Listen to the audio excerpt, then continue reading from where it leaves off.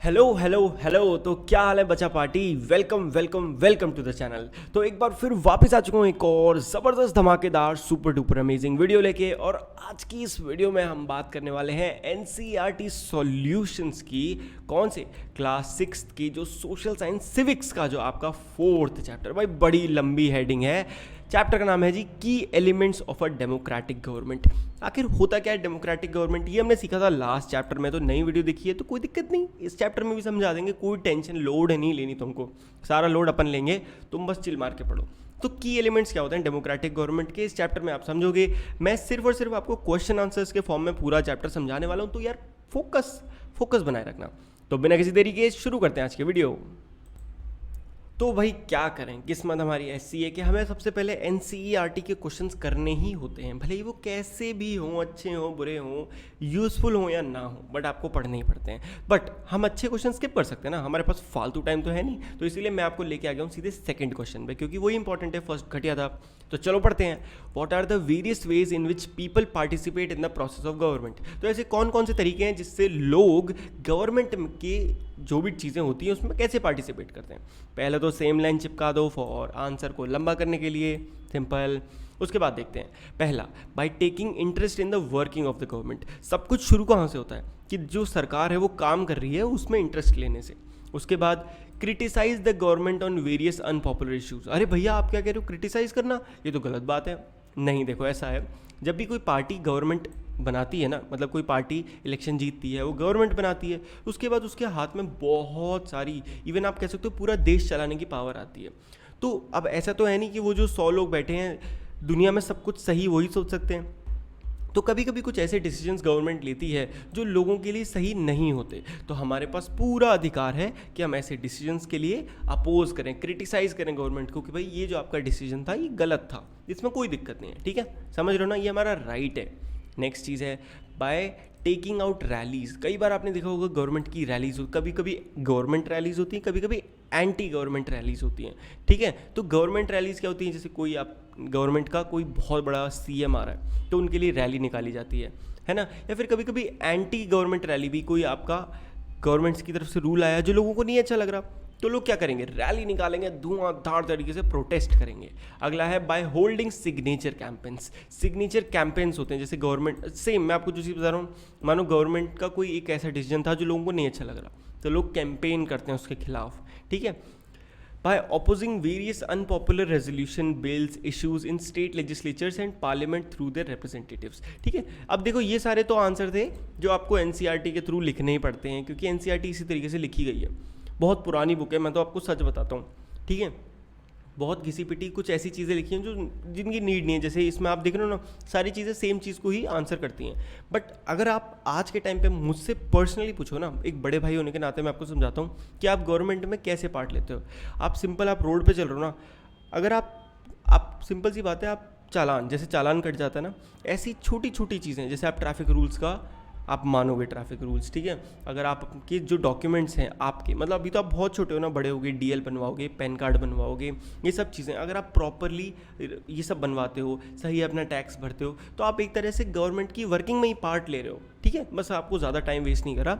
ठीक है, कभी आपका मन हो तो आप लिख देना, हम इन बारों में ना, इन सारे टॉपिक्स पे अलग से भी बात किया करेंगे। ऐसे टॉपिक्स पे जिनके लिए ना, मतलब बच्चों से कोई बात नहीं करता, बट हम बात करेंगे आपसे, तो चिल मार के आप बताना हमको। ठीक है, Why do you think we need the government to find solutions to any dispute or conflicts? भाई हमें सरकार की क्यों ज़रूरत पड़ती है किसी भी चीज़ का सोल्यूशन फाइंड करने में या डिस्प्यूट्स को सॉल्व करने में, है ना। डिस्प्यूट पता है ना, मतलब कोई प्रॉब्लम, कोई लड़ाई। ठीक है, कोई डिस्टर्बेंस, एक तरह से कन्फ्लिक्ट यानी कि कुछ लड़ाई। ठीक है, वी नीड द गवर्नमेंट, ये तो पता ही आपको क्या लाइन होती है, फिक्स लाइन है।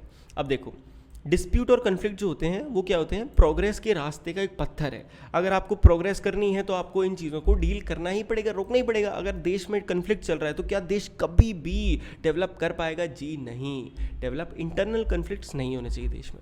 दे often turn violent and cause damage to the property and life of people. कभी कभी कन्फ्लिक्ट्स हिंदू मुस्लिम के बीच में दंगे हुए इतने बढ़ जाते हैं कि वायलेंट हो जाते हैं, बहुत जाने जाती हैं, चीज़ें को नुकसान होता है ना, तो वो गलत नहीं है। इस समय गवर्नमेंट की ज़रूरत पड़ती है। Government has to compensate people who are killed, wounded and whose properties are destroyed in violent incidents।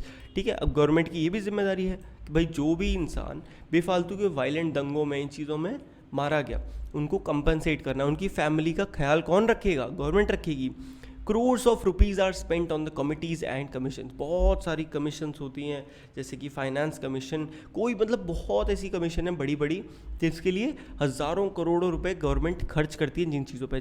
जैसे कि आप एक एग्जांपल समझ लो, PWD डिपार्टमेंट है ना, ये कौन सा डिपार्टमेंट है जो हमारे देश में सैनिटरी यानी कि क्लीनलीनेस का ध्यान रखता है, रोड साफ करवाता है, दुकानें वगैरह जगह पे हैं कि नहीं। तो ठीक है, तो गवर्नमेंट इन सारी जो डिपार्टमेंट है इनको बहुत बहुत पैसा आता है, उन पैसों से लोगों की सैलरी जाती हैं, काम होते हैं, तो ये सब गवर्नमेंट ही तो कर रही है।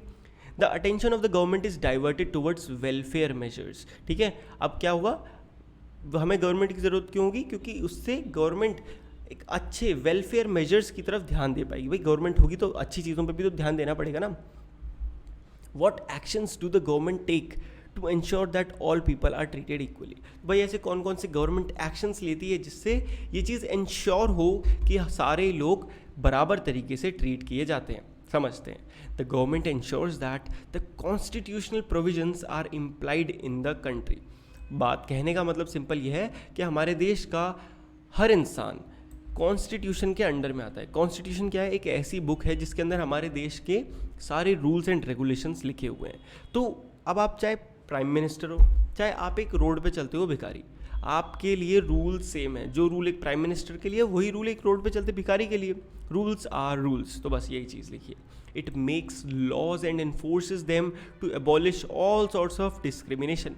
हमारे देश में किसी भी प्रकार का भेदभाव ना हो, इसकी वजह से गवर्नमेंट ये इंश्योर करती है, इस चीज़ का ख्याल रखती है कि जो लॉज बने हुए हैं ना डिस्क्रिमिनेशन के अगेंस्ट में, वो चलें, वो प्रॉपरली एनफोर्स किए जाएं, वो लोग उनका पालन करें। समझ रहे हो ना?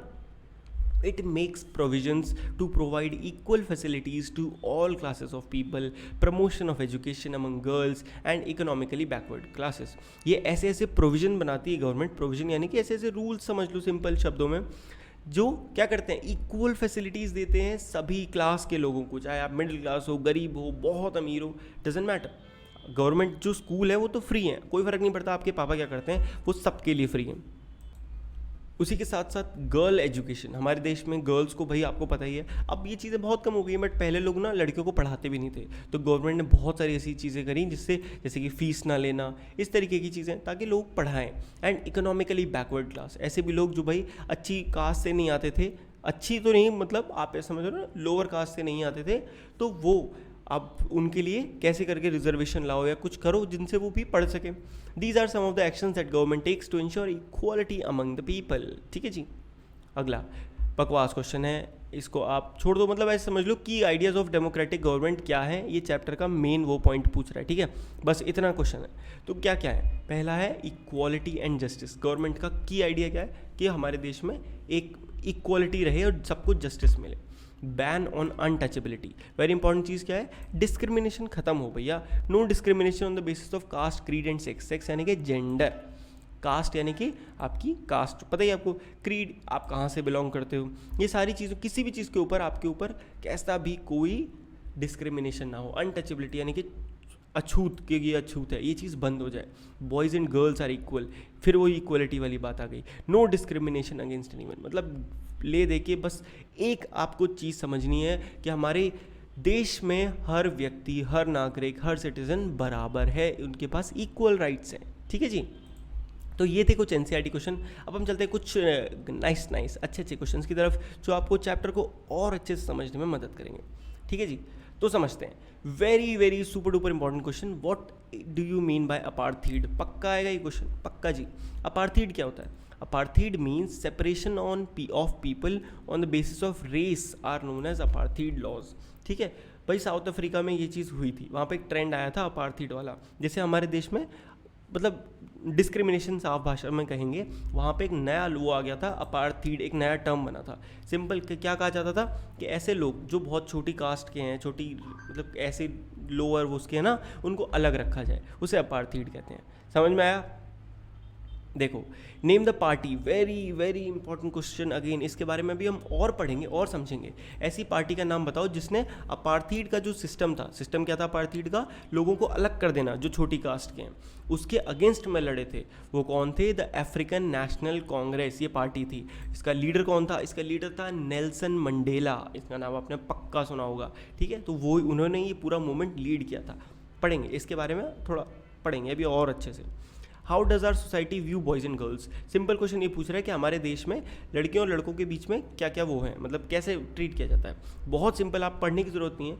हमारे देश में आज भी, अब काफ़ी कम हो गया बट स्टिल, आप कहीं गाँव में जाओगे ना, छोटे छोटे एरिया में, तो आप देखोगे कि वहाँ आज भी लड़कियों को सिर्फ ऐसा माना जाता है कि ये तो बड़ी हो जाएंगी, शादी करके दूसरे घर चली जाएंगी, इन्हें क्यों पढ़ाना, क्यों लिखाना, काम वाम कराओ। और लड़के लड़के हमारे देश की शान है, ऐसी ऐसी चीज़ें, नॉनसेंस चीज़ें आज भी मानी जाती हैं। हमारी सोसाइटी में जनरल टेंडेंसी है कि बॉय चिल्ड्रन की ज़्यादा वैल्यू करी जाती है गर्ल चिल्ड्रन से। तो सोसाइटी जो है गर्ल चिल्ड्रन को नहीं रखना चाहती, बॉय चिल्ड्रन को रखना चाहती है। What does the government do to promote justice among girl? तो गवर्नमेंट क्या करती है ताकि गर्ल्स को इक्वालिटी मिले। तो इसीलिए गवर्नमेंट क्या करती है? Special provision, special rule, special scheme निकालती है ताकि गर्ल्स की एजुकेशन ईजी हो जाए, गर्ल्स के लिए जॉब ईजी हो जाए। बट वो इन सब, मतलब उनके पेरेंट्स प्रमोट करें, उनका पैसा ना लगे। It may lower the school fees for girls, एक एग्जाम्पल हो गया। फिर से ये क्वेश्चन आया, मैंने बोला था आएगा कि अपार्थीड लॉज क्या थे, आओ समझते हैं। South Africa was earlier governed bye apartheid law. South Africa में पहले कौन से लॉज आ गए थे? Apartheid law. सबसे घटिया, सबसे गंदी गवर्नमेंट होती है थी उस टाइम की, क्योंकि ये क्या कर रही थी? अपने ही देश के लोगों को, देखो हमारा देश जिस चीज़ के लिए लड़ा था कि भाई हमारे देश में स्ट्रगल चला था, वहाँ पे इस चीज़ का लॉ बना दिया कि जो छोटी कास्ट के लोग हैं वो अलग रहेंगे। कितनी गलत बात है ना। South African people were divided into white, black, Indian and coloured races. क्या कि भाई ये वाइट हैं यानी कि अमेरिकन हैं, ये ब्लैक हैं एकदम काले लोग हैं, ये इंडियंस हैं, ये कलर्ड रेसेस, अलग कलर के टर्म पे कि आप कैसे दिखते हो। According to apartheid laws these races were not allowed to mingle with each other. ये कहा जाता था कि जो वाइट लोग हैं वो ब्लैक से नहीं मिल सकते, बात नहीं कर सकते। इंडियन ब्लैक मतलब बिल्कुल कि वाइट सबसे बड़े कलर वाले, मतलब सबसे गोरे हैं तो सबसे अच्छे लोग हैं, सबसे रईस हैं। इस तरीके की चीज़ें, प्रॉब्लम्स वहाँ लोग फेस कर रहे थे। To live near each other और even to use common facilities भी आप नहीं यूज़ कर सकते। बकवास क्वेश्चन है, इसको छोड़ो। ये आ गया very very very very very very important question. The African National Congress के ऊपर बात करते हैं। देखो जी, the African National Congress, a group of people who led the struggle against the system of apartheid. ये ऐसे लोगों का ग्रुप था जो अपार्थीड सिस्टम के खिलाफ लड़े थे, इन्होंने आवाज़ उठाई थी। ठीक है, और इनका लीडर था डॉक्टर नेल्सन मंडेला। ठीक है, बहुत ही ज़्यादा इंपॉर्टेंट इंसान है, इनके बारे में आप गूगल करो यार, क्या कर रहे हो, टाइम पास करते रहते हो, कि भाई ऐसी चीज़ों के बारे में भी करके देखो सर्च। ठीक है, the struggle got intensified under his leadership. तो उनकी लीडरशिप के अंडर में ये जो स्ट्रगल था बहुत इंटेंस हो गया, मतलब भाई पूरे देश का इस पर फोकस आ गया। He fought the apartheid system for several years, वो बहुत सालों तक इस सिस्टम से लड़े। Finally, the system was abolished in 1994 and South Africa became a democratic country in which people of all races were considered equal. ताली बजाओ। Finally हुआ क्या? 1994 में नेल्सन मंडेला ने जीत हासिल करी और ये जो रूल था, कौन सा? अपार्थीड सिस्टम, इसको अबॉलिश यानी कि हमेशा हमेशा के लिए ख़त्म कर दिया गया। और साउथ अफ्रीका क्या बन गया? एक डेमोक्रेटिक कंट्री बन गया, जहाँ पे आप किसी भी रेस से हों, किसी भी जेंडर के हों, किसी भी कास्ट के हों, डजेंट मैटर, आप इक्वली ट्रीट करे जाने चाहिए। ठीक है, आगे समझ में। अब देखो एक और क्वेश्चन देखते हैं। When do conflicts occur, what happens afterward? भाई कन्फ्लिक्ट्स कब होते हैं? ठीक है, और उन कन्फ्लिक्ट्स के बाद क्या होता है, दिक्कतें? Conflicts occur when people of different cultures, religions, regions or economic background do not get along with each other or when some among them feel they are being discriminated against. फिर से पढ़ते हैं। कन्फ्लिक्ट्स तब होते हैं जब अलग अलग कल्चर के लोग या फिर अलग धर्म के लोग, अलग रीजन के लोग, अलग इकोनॉमिक बैकग्राउंड यानी कोई अमीर कोई गरीब, वो एक दूसरे के साथ मिलके नहीं रह पाते या फिर उनकी नहीं बनती, या फिर किसी एक तरीके के लोगों को लग रहा है कि भाई हमारे साथ नाइंसाफ़ी, डिस्क्रिमिनेशन हो रहा है, तब क्या होते हैं? कन्फ्लिक्ट्स होते हैं। इन शॉर्ट सिंपल है, समझ लो कि भाई एक बाज़ार था, एक बाज़ार में क्या हो रहा था कि भाई 2-3 दुकानदार थे। ठीक है, 2-3 दुकानदारों के खिलाफ बाकी सारे दुकानदार क्या कर रहे थे? लोगों को उनकी दुकान पे नहीं जाने दे रहे थे कि भाई इनकी दुकान, तो ये क्या किया जा रहा है?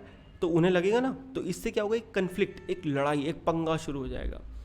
समझा रहा था बस, ठीक है, एकदम ये नहीं कि अब यही जाके चिपका दो टीचर को। This leads to the fear and tension among others living in an area.